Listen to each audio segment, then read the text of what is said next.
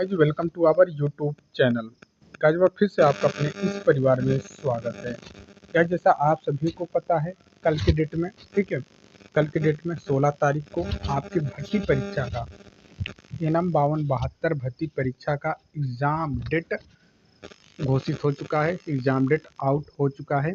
और ये चीज़ आपको श्वेत कुंज मेडिकल अड्डा यूट्यूब चैनल ने 10 दिन पहले ही बता दिया था कि आपके एग्ज़ाम डेट की नोटिस आने वाली है। ओके, अच्छा, श्वेत कमल मेडिकल अड्डा ने एक चीज़ और आपको बताया था, क्या सर, कि एग्ज़ाम जो है 30 नवंबर या फिर दिसंबर के फर्स्ट वीक में कंडक्ट होंगे। ओके, अच्छा सर, तो ये 30 नवंबर और दिसंबर के फर्स्ट वीक तक तो एग्ज़ाम का डेट नहीं लगा है। क्यों सर? क्योंकि खेला हुआ है। क्या हुआ है सर?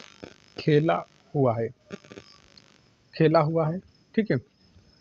खेला ये हुआ है कि बहुत सारी बहन लोग जो थी, उन्होंने बोला कि सर इतने कम समय में अगर एग्ज़ाम डेट की नोटिस आती है तो हम तैयारी ढंग से नहीं कर पाएंगे। अगर नवंबर में 30 नवंबर का एग्ज़ाम डेट आ गया तो हमारे पास समय बहुत कम बचेगा।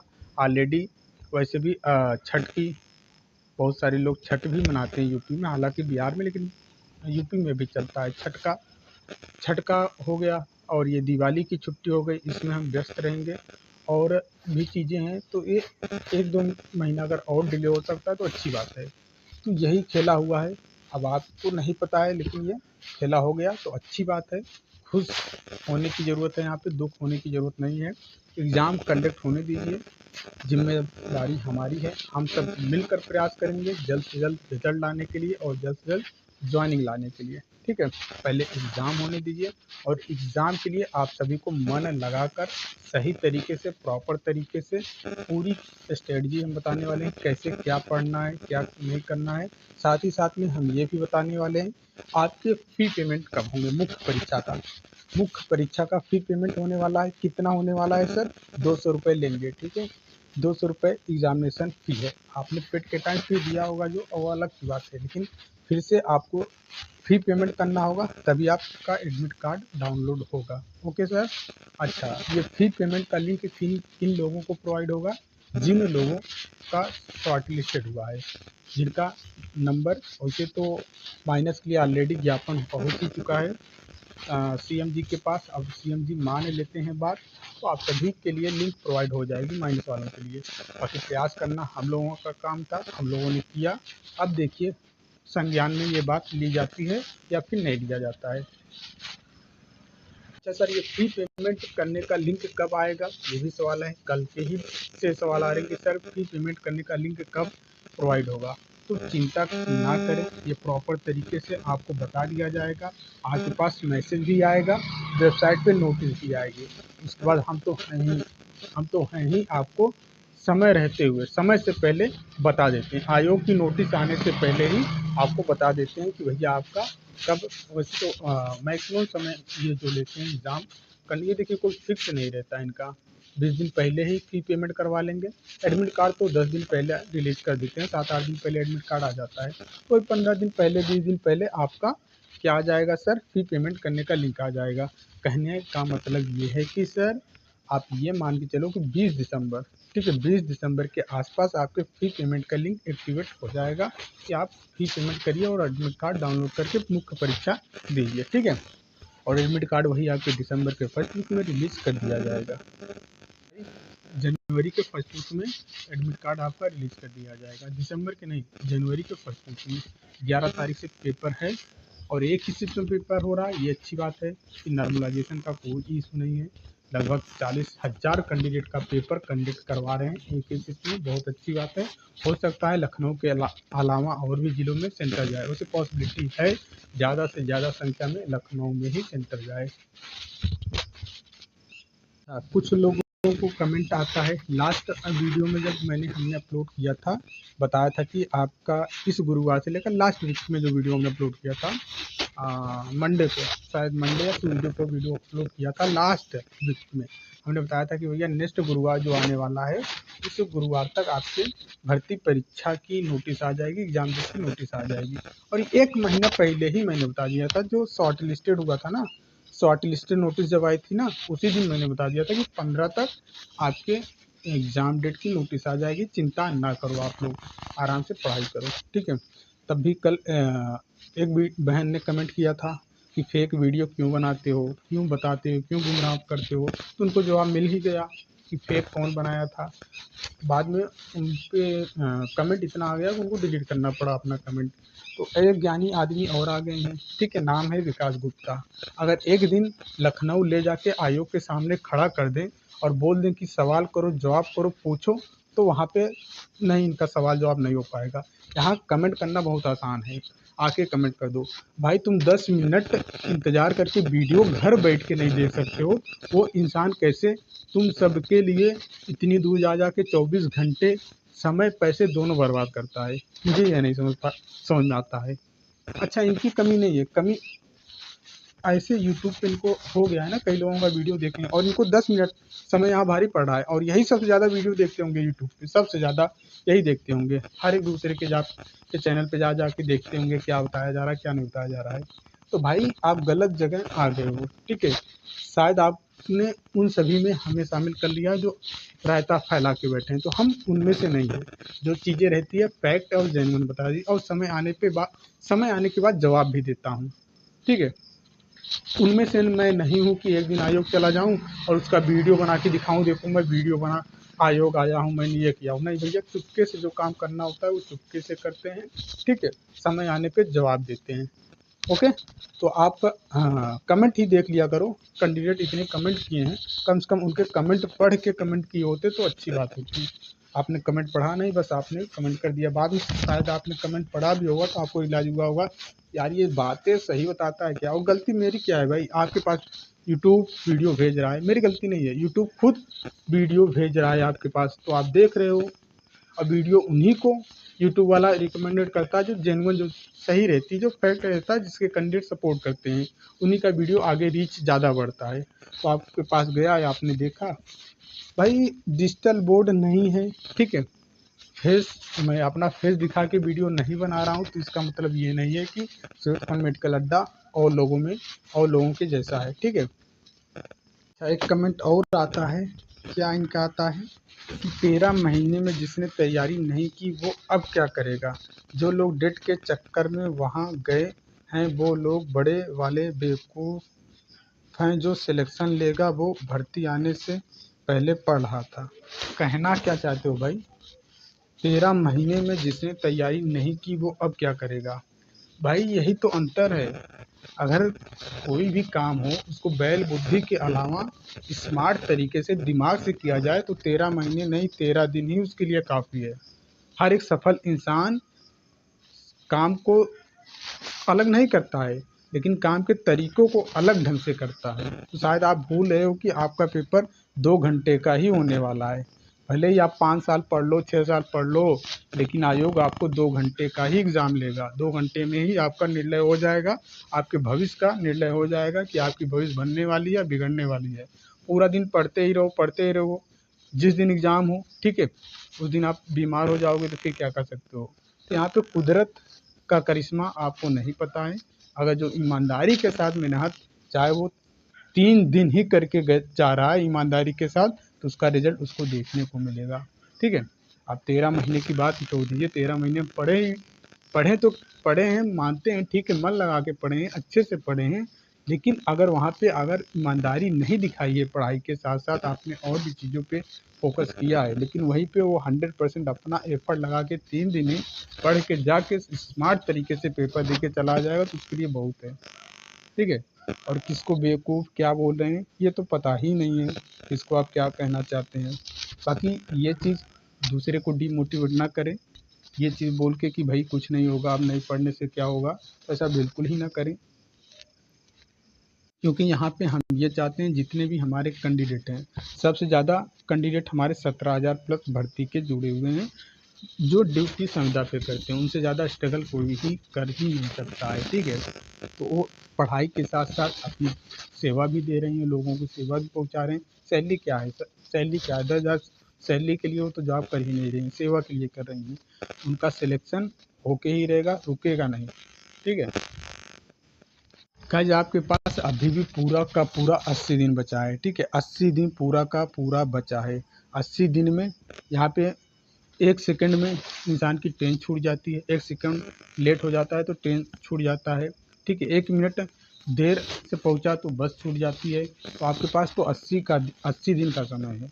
80 दिन में अगर आप 2-2 चैप्टर अपने किसी भी किताब को उठा के और 2 चैप्टर पढ़ना कोई बड़ी बात नहीं है, ठीक है, कोई बड़ी बात नहीं है। 2 चैप्टर 24 घंटे में आप घोल के पी जाएँगे, 2 चैप्टर ही मैं बोल रहा हूँ। तो अगर ये 2 चैप्टर डेली पढ़ते हो, एएनएम का किसी भी बुक उठा के 2 चैप्टर पढ़ने के बाद एमसीक्यू लगाते हो उसी चैप्टर का, तो 160 चैप्टर होता है, ठीक है। 160 चैप्टर, अगर पूरी 6 विषय की हम बात करें तो ज़्यादा से ज़्यादा आपके 120-130 चैप्टर होंगे ही पूरे 6 विषय को मिलाकर। 120 से लेकर 130 यूनिट होगा ही होगा सभी विषय को मिलाकर। तो भैया इसको आप डिवाइड कर दो ना, पहाड़ जो लग रहा है उसको तोड़िए, छोटे छोटे भागों में बांट के टारगेट बनाइए। आज हमको 2 चैप्टर पढ़ के जाना है, चाहे जो भी हो जाए, हर हाल में 2 यूनिट ख़त्म करके रखना है, चाहे जिस भी सब्जेक्ट का आप उठा लो। हेल्थ प्रमोशन पढ़ रहे हो, कम्युनिटी हेल्थ नर्सिंग पढ़ रहे हो, चाइल्ड हेल्थ नर्सिंग पढ़ रहे हो, टारगेट बनाओ हमको 2 चैप्टर एंड करना है तो करना है। कम्युनिटी हेल्थ नर्सिंग का हो चाहे वो हेल्थ प्रमोशन का, जिस भी विषय को आप उठा रहे हो उसके 2 चैप्टर आपको पढ़ना है, प्लस उसके एमसीक्यू आपको 30-40 उसी चैप्टर के 30 से 40 एमसीक्यू की प्रैक्टिस करना है, खुद से एमसीक्यू बनाना है। अगर एमसीक्यू नहीं बना पा रहे हो तो उसके लिए सैनी बैच आपके लिए है ही। हर एक सैनी बैच में हर एक चैप्टर की हमने एमसीक्यू बना के रखा है, थियरी के साथ साथ एमसीक्यू, 5 ऑप्शंस वाले एमसीक्यू। तो कितना आसान हो गया ना। अब बताओ 2 चैप्टर नहीं पढ़ सकता है कोई इंसान? 2 चैप्टर एक दिन में पढ़ सकता है कि नहीं पढ़ सकता है? बिल्कुल पढ़ सकता है यार, आसानी से, एक बार नहीं 2-2 बार पढ़ सकता है 2 चैप्टर को। तो ये ना बोलें आप कि अब तैयारी कोई नहीं कर पाएगा। वही लोग जो अब जान से लड़ेंगे, ठीक है, भले ही आपने 13 महीने, 5 महीने या 6 महीने पहले खूब पढ़ा है, लेकिन अब आने वाले 2 महीने जब एक्चुअल समय आ रहा है पढ़ाई का, तब आप बोल रहे हो, सोच रहे हो कि हम तो पढ़े हैं, हमें क्या दिक्कत है। वही लोग ओवर कॉन्फिडेंस वाले पीछे रह जाते हैं, और नए वाले जो नए सिरे से स्टार्ट करते हैं वही बाजी मार के चले जाते हैं। तो अब हम बात करेंगे एग्ज़ाम डेट आने के बाद तैयारी कैसे करें।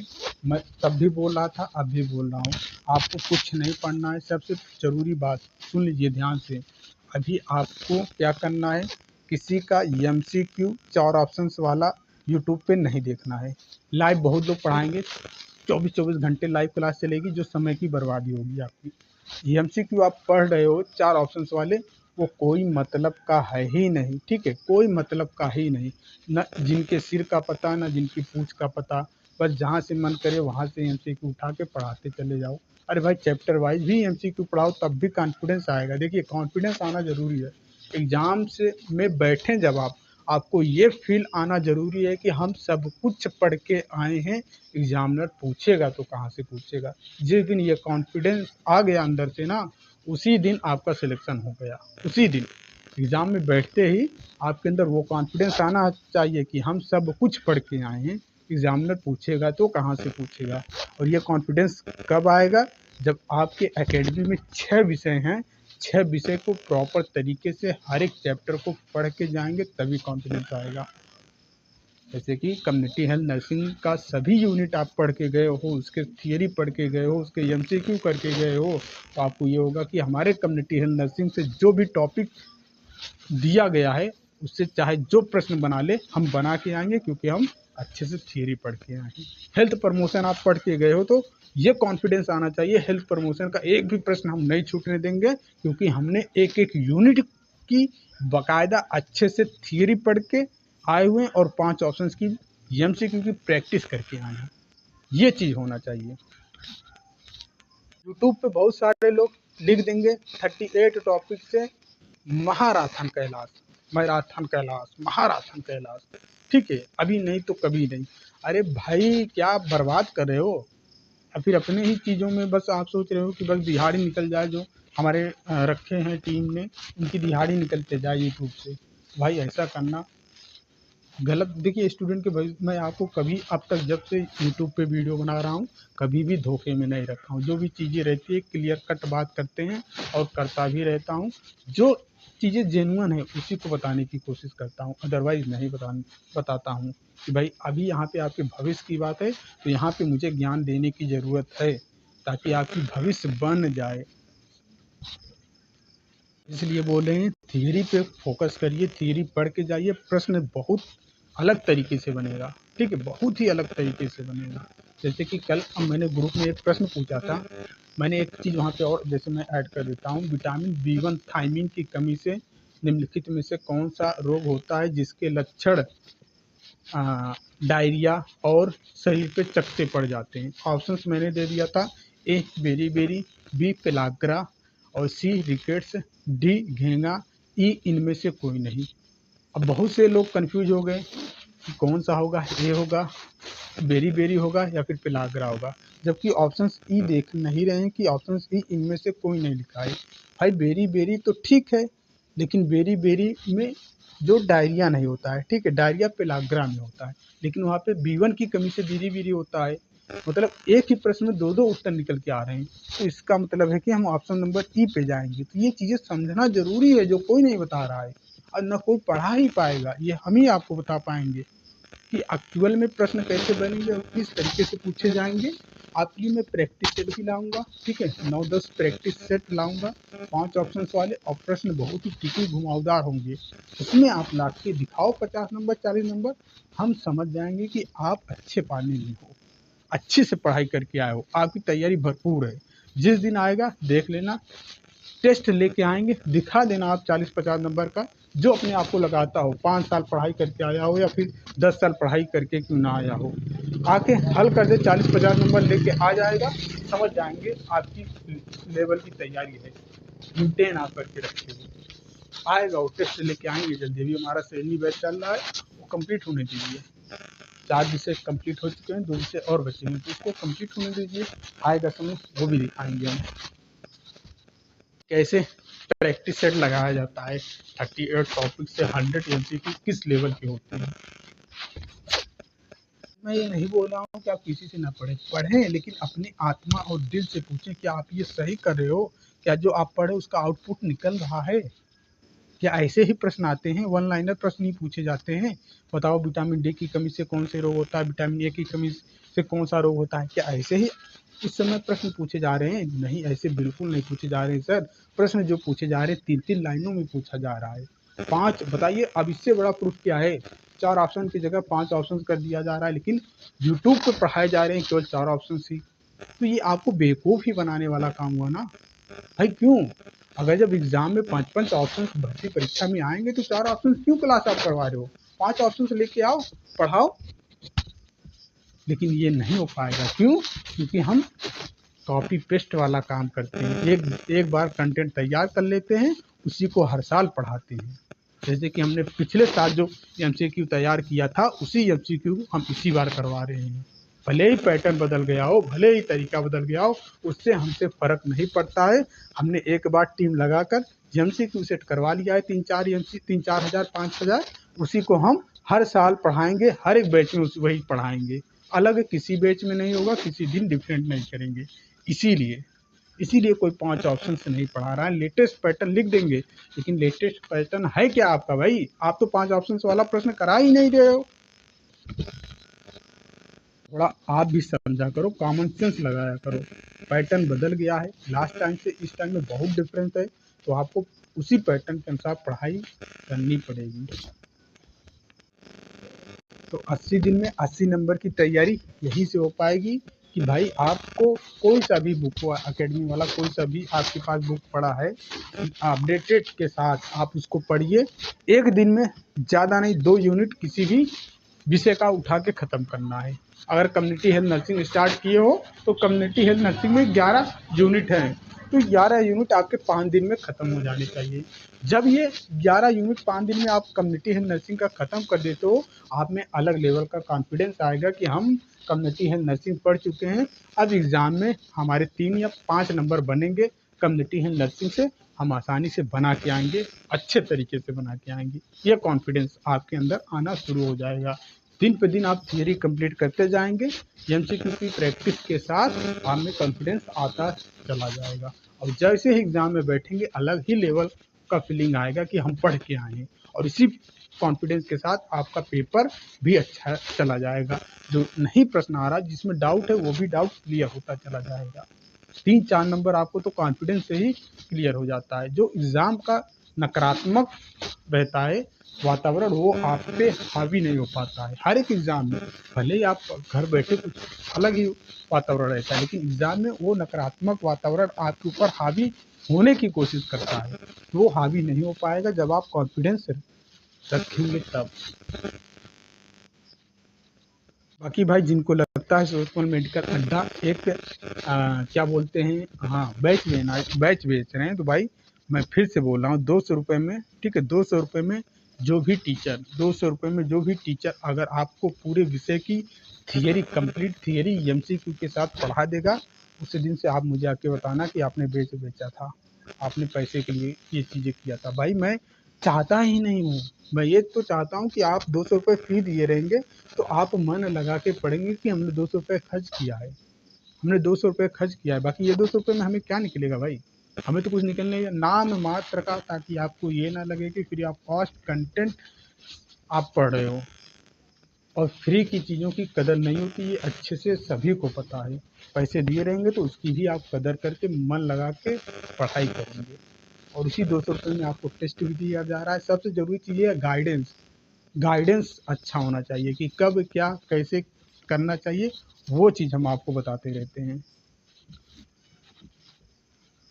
बाकी ये नोटिस आप सभी को पता है आ ही चुका है।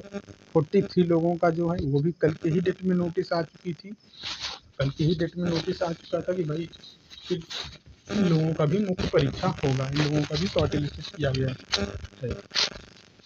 ये आप देख ही सकते हो, नोटिस आ चुकी थी कल के ही डेट में 16 अक्टूबर को। यहाँ पे लिखा गया 43 अभ्यर्थियों द्वारा प्रश्नगत विज्ञापन के अंतर्गत ऑनलाइन आवेदन करते समय जेंडर के कॉलम में पुरुष की सूचना अंकित की गई थी, जबकि महिला लिखना चाहिए, मेल नहीं लिखना चाहिए, फीमेल लिखना चाहिए। तो उनको बोला गया था कि भाई आप 4/10/2025 को प्रातः 10 बजे तक स्वयं के महिला होने के संबंध में शपथ पत्र दे दो कि हम महिला ही हैं, गलती से भरा दिया गया था, ठीक है, भर गया था। तो उन्होंने दिया, जिन लोगों ने दिया, ठीक है, पहचान पत्र एवं आधार कार्ड के साथ कार्यालय में उपस्थित हुई, ठीक है, उन सभी को, ठीक है, उन सभी को यहाँ पे क्या बोला गया कि प्रतिभाग, ठीक है, क्या बोला गया सर कि प्रतिभाग, यहाँ पे नाम भी लिखा गया है 13 अभ्यर्थियों, ठीक है, 13 अभ्यर्थियों, यहाँ पे इन्होंने बोला कि आयोग द्वारा सुनवाई में अनुपस्थित 30 अभ्यर्थियों का अभ्यर्थन निरस्त किए जाने तथा सुनवाई उपस्थित 13 अभ्यर्थी उपस्थित हुए और 30 नहीं उपस्थित हुए, तो 30 लोगों को अब नहीं आएगा। भाई आपको बुलाया गया तो आप गए ही नहीं, अब ये 30 हमें लग रहा है कि शायद मेल ही, सच में मेल ही हो, ठीक है, क्योंकि ये अगर फीमेल होती तो ज़रूर जाती, शायद कोई बस ऐसे ही इंजॉय करने के लिए डाल दिया होगा, कहाँ भी चलो डाल के देखते हैं क्या होता है।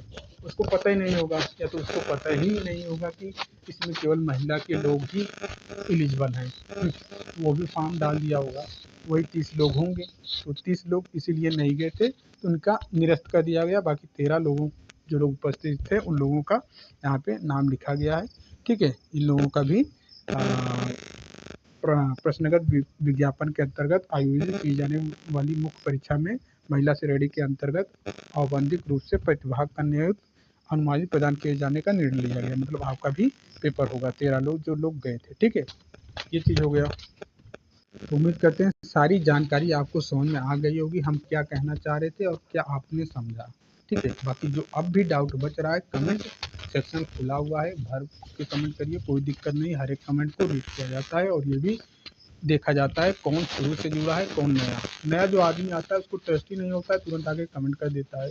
भाई कमेंट करने से पहले देखो तो इंसान कब से लगा हुआ है, आपको लगेगा ही, जो भी कैंडिडेट नहीं आएगा उसको लगेगा ही बकवास, ठीक है, बकवास, लेकिन जो शुरू से जुड़े हुए हैं उनको पता है एक्चुअल चीज़ें हैं क्या यहाँ पे। तो हमने क्या बताया, एग्ज़ाम डेट आने के बाद पूरी स्ट्रेटजी हमने बताया, हर एक चैप्टर को।